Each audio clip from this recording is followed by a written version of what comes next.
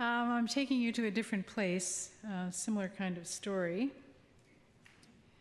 But because I suspect many of you won't know where I'm talking about, now how do I do this?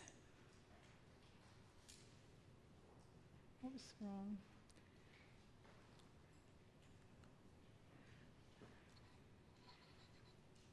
In 1670, the Hudson's Bay Company was granted a monopoly and to trade into all the lands that drained into Hudson Bay, which had been discovered by Henry Hudson, a British explorer. At that time, the British Crown, either the British Crown or the Hudson's Bay Company merchants had any idea of the scope of territory that drained into Hudson's Bay, which included parts of present-day United States. But the bulk of it overlapped with the territory of the Cree. We often think of the North in Canada as a kind of last frontier, sort of the last bastion of tradition. But it was actually the first point of contact outside of the East.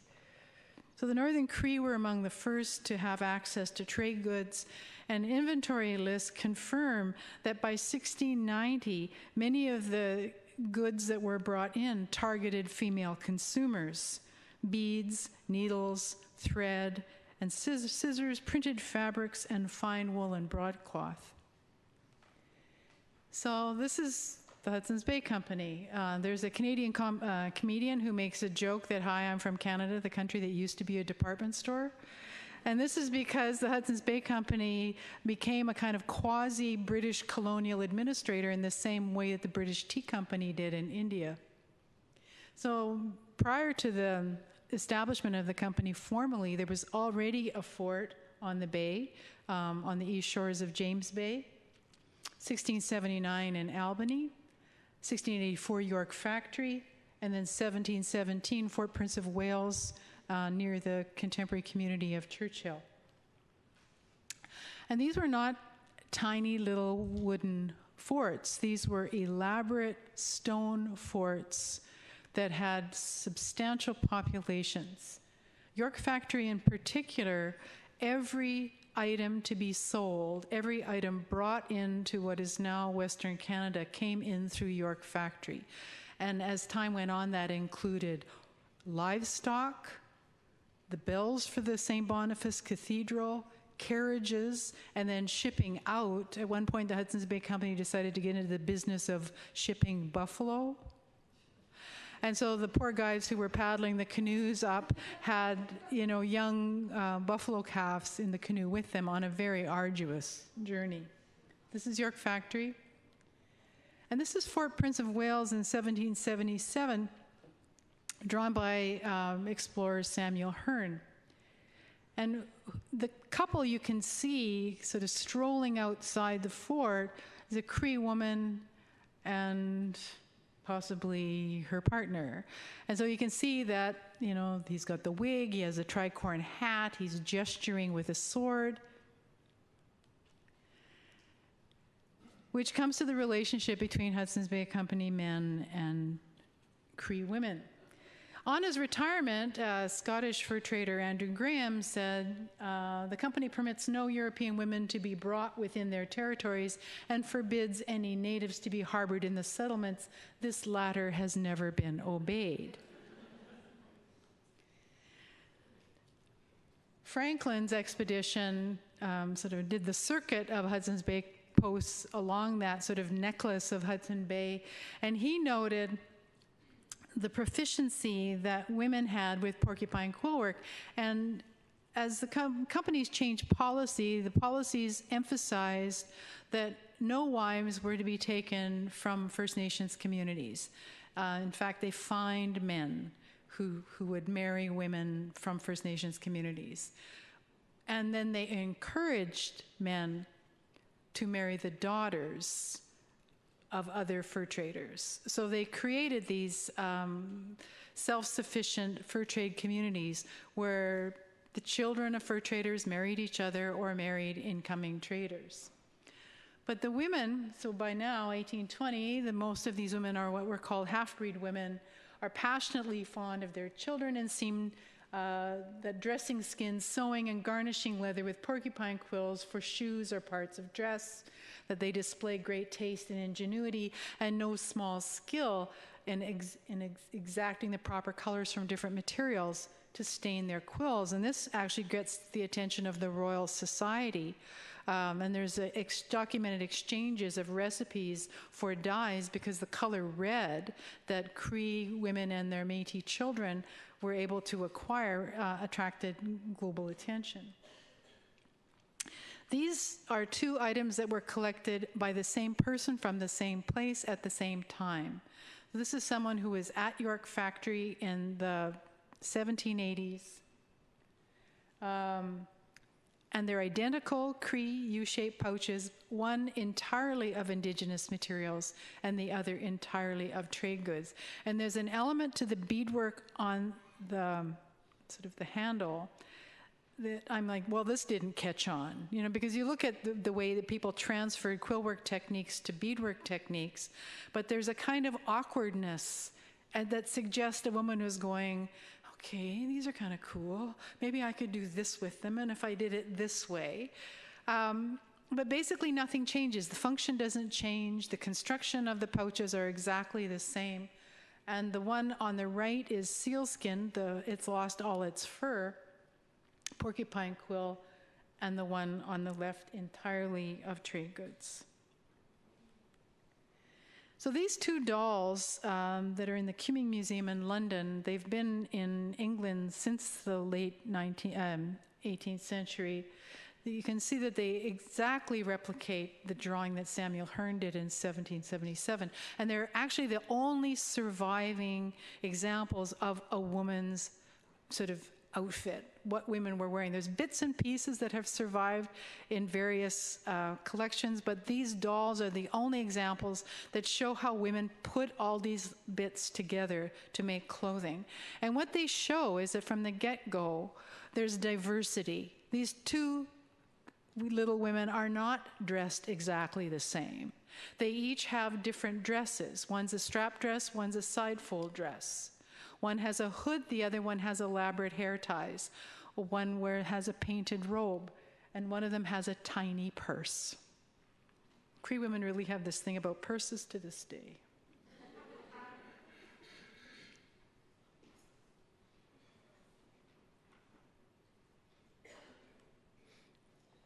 So here's a closer look at them. And so you see there's a tiny bit of trade goods that have been introduced here. There's a little bit of beadwork along the fringe, but everything, and a little bit on the breastplate. So one has the breastplate is quill work, and the other one is trade cloth and beads. But for the most part, these are all made of traditional materials.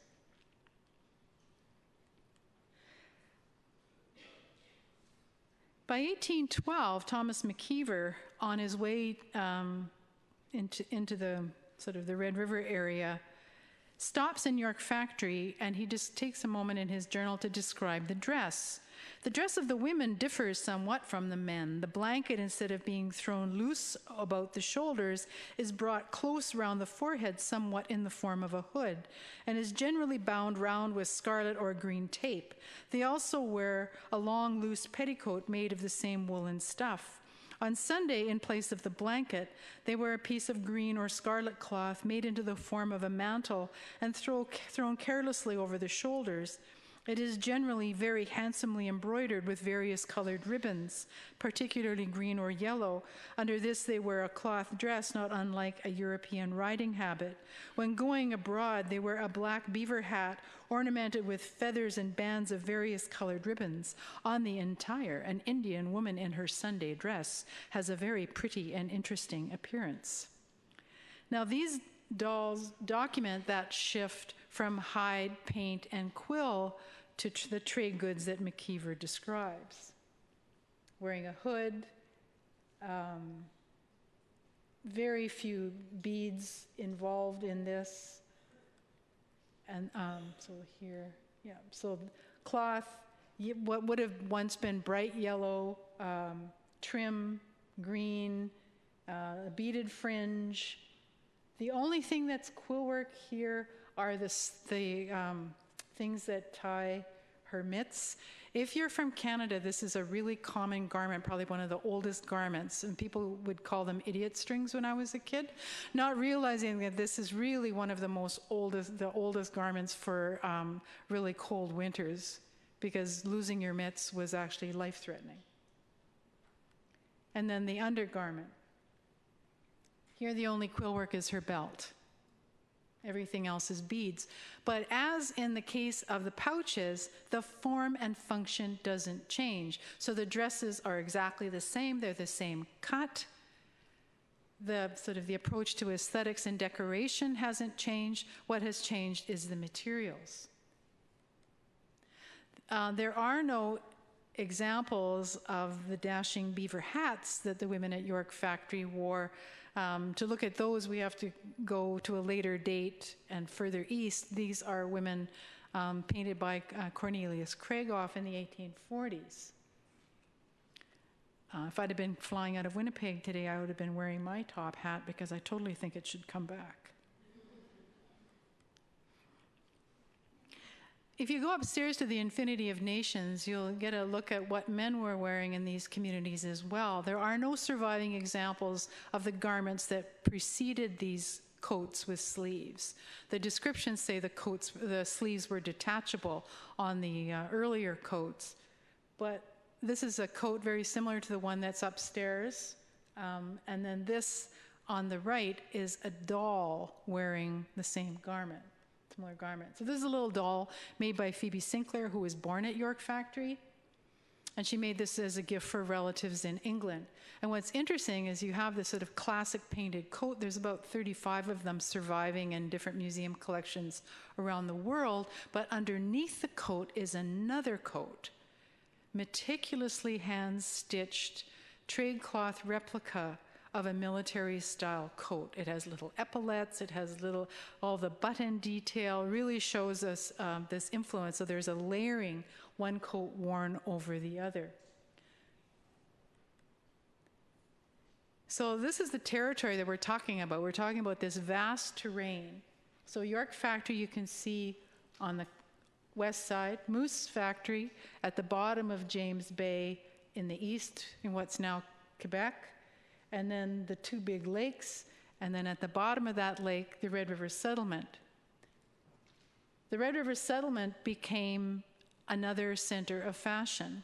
One of the things that I've been thinking about, looking at descriptions and the surviving objects from York Factory, is not looking at these objects as representative of traditional fashion, but rather looking at them as innovative fashion, that the notion of innovation, play, change, and dressing up being something that the women living at York Factory had, having a somewhat different experience, not having to, worry as much about food, for example, living more comfortably, were able to focus on clothing. So daughters born in York Factory, one of the things about Hudson's Bay Company fur traders, they had big families. I found a petition written by men looking for the opportunity to move to the Red River Settlement, and they listed their names along with their number of children. So you have James Bird, number of children 12, William Sinclair, number of children 10. And they were using their children as political capital for negotiating land and support for their families on a relocation to the Red River Settlement. The Red River Settlement originated with a land grant that was given to the Earl of Selkirk, where he was going to propose relocating Scottish crofters who had been displaced from their own lands in Scotland. It was ostensibly a charitable operation, but it was also trying to cut the Hudson's Bay Company's dependence on independent Métis hunters. So it was quite a huge size. It included the considerable territory in North Dakota. So it was established in 1811. People start moving there. And so what happens then? Whoops.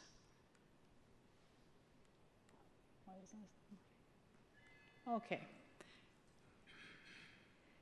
So you have waves of early Métis migration coming primarily from two directions. Most of the Cree women who were the stylish women of York Factory did not relocate to the Red River settlement. Many had already passed away. A number of them chose to remain on Cree territory. Primarily, the diaspora was a diaspora of daughters, that daughters followed their fathers to the Red River, often as a young married couple, already married with a husband, and sometimes as a young woman who was going to go to school. There was a local community of Métis people, and they were joined by these waves coming from the east of post-war of 1812, mostly French and Anishinaabe Métis from the Great Lakes, and then this negotiated move of Hudson's Bay families from the northern posts. And by the 1820s, the Red River settlement had churches and denominational schools. In 1823, William Keating described the warm welcome and triumphant processional return of a Red River Métis hunting party that had been absent 45 days without being heard from. The half-breeds gather at the cathedral, and by this they're referring to the St. Boniface Cathedral, in all their fanciful variety of dress, their brilliant sashes and blue or white capotes, the dress of the women not less brilliantly catching the eye. There is a sense of harmony gratified by this likeness and general prevalence of striking colors. And this, a half-caste and his two wives, indicates that Métis people's culture was a synthesis of tradition and new ideas, and that by 1825, a very distinct, stabilized culture existed that included a large number of people. This is a big population of thousands of people by this time. So his breastplate is quill work. He's wearing leggings with quill work. But particularly on the women is, what's available at ye old Hudson's Bay Company store. British woolens, silk ribbon from France, Italian beads in small number, and then cloth from the global trade. She's wearing a shawl that's probably from India, because Scotland, I don't believe, hadn't appropriated paisley manufacture until perhaps a decade or two later.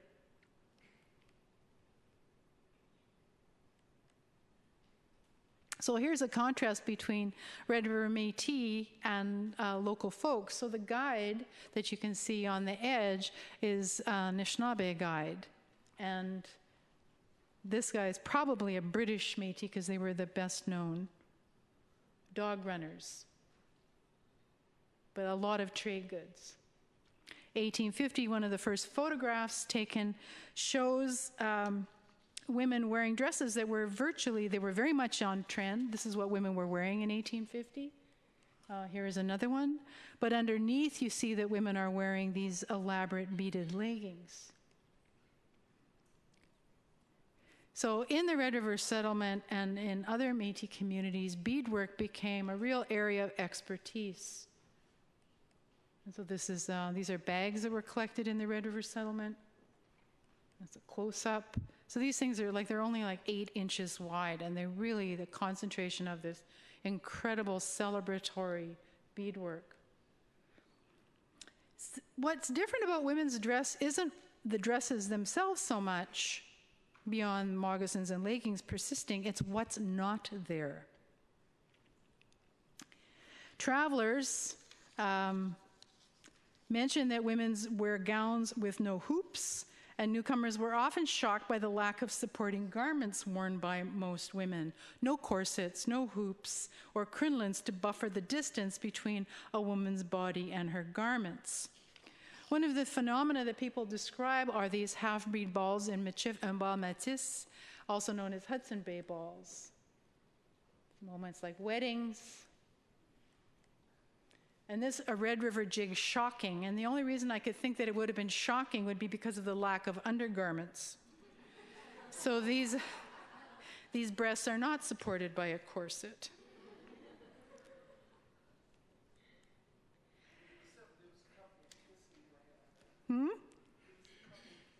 Oh, yes. I'm sure I was at that party. They still continue in the region. In some respects, balls provide an arena for men and women to establish themselves against growing prejudices brought by incoming settlement, using clothing and performance as a means to position themselves in a higher social class. Women of means ordered gowns from England, which were shipped from York Factory. James Sinclair, one of the founders of the Métis Free Trade movement, ordered a beautiful imported frock from New York and a pair of white kid gloves said to have been the first of their kind ever worn in Red River for his daughter Harriet's presentation at a military ball in 1848. Harriet Sinclair, as an elderly woman, still had this is not it, but she still had a beautiful white embroidered shawl that had been a wedding gift granted that was given to her by her father. One of the things noted about the balls is that the girls may have had ball gowns from London and New York, but they had these fine beaded or silk embroidered moccasins. Now the dark ones are men's dancing slippers and the white ones are women's. So Carolyn Pruden and Harriet Sinclair were fashion rivals of a sort.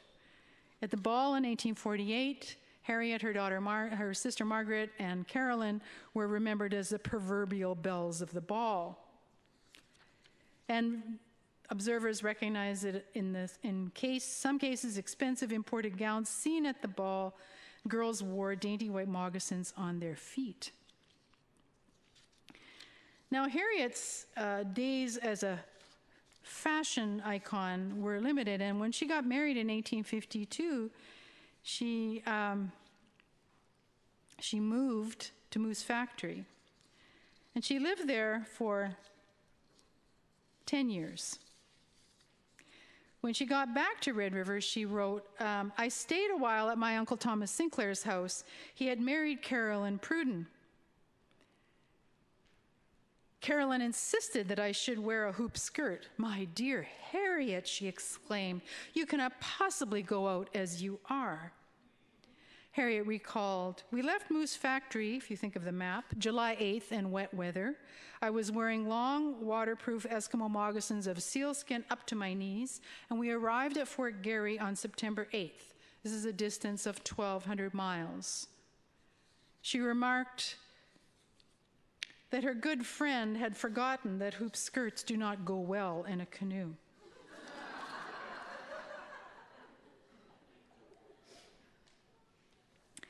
In 1877, when Lady Dufferin, the wife of the Governor General,